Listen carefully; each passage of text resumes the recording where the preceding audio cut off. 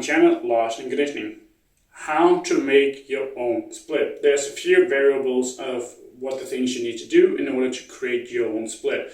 So in order to actually do this, the more experience you actually have, the better off you will be, and the easier it will be for you to create your own split. We will run down through some things that you need to have in order to create your own split. Alright, the very first thing that you need to have is how many days a week are you going to be training.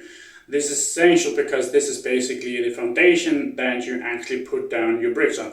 So think of your training split as of a house. If you have a poor foundation, then the split ultimately will become very bad. So you need to have a good foundation. So we need to figure out how many days you're going to be training. So have that, then you need to write down how many days. Let's say it's 4 days a week, and we'll work from 4 days a week because that's probably where most people should be in any case. Now you may ask, why should I even create my own split in the first place? Simply because if you follow a normal push-pull, upper lower, or whatever this might be, there could be things left out that you actually potentially want to have a higher focus on.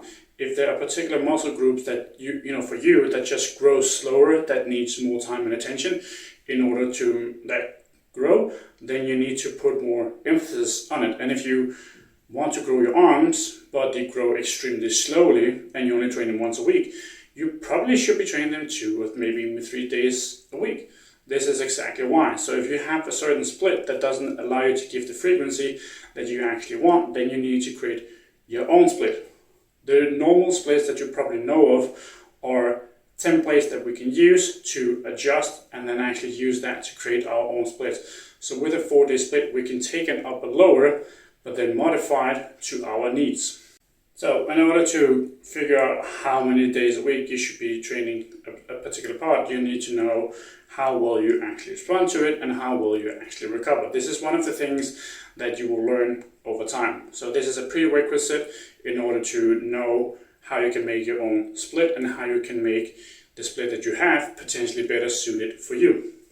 So with the example of arms, if you have upper lower split, then you'll be getting 2 days a week where you'll be training your arms. But maybe you want 3 days a week. So how would you do this? If you have 4 days per week, you would ultimately have 1 on, 1 off, 1 on, 1 off, 2 on, 1 off.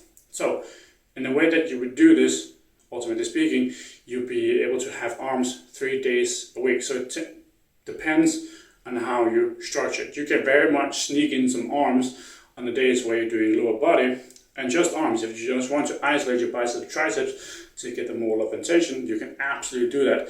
And inverse is true. If on your upper body days, you want to have more focus on your quads, but you don't want to do it at the cost of extreme fatigue management.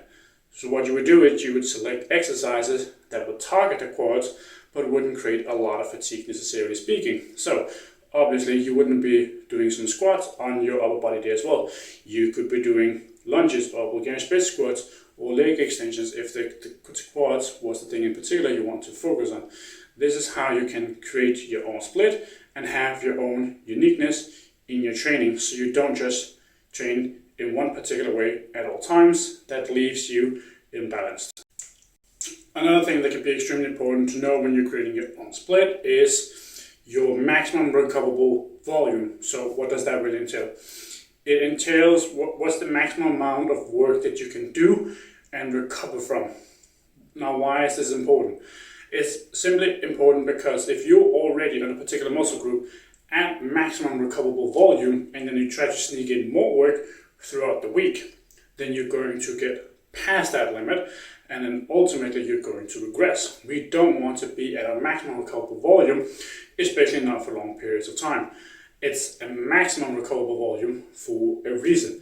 And the more we push the maximum, the more likely we are to create wear and tear and overtrain issues. So we don't want to be at the maximum, we actually want to be below.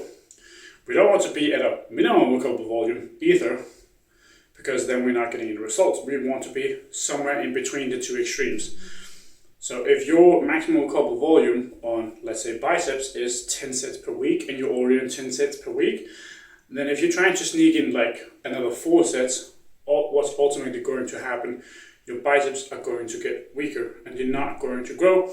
And with that, your back exercises will also start to get a little bit harder, because the first thing you do is a pulling motion. You bend your arms, which is your biceps creating that motion. So you need to know what your maximum couple volume is before you can actually just try and sneak in more work. Now, what you can do, if you have, let's say, again, 10 sets with biceps, instead of having 2 days with 5 sets each, you can actually have 4, 3, 3 sets.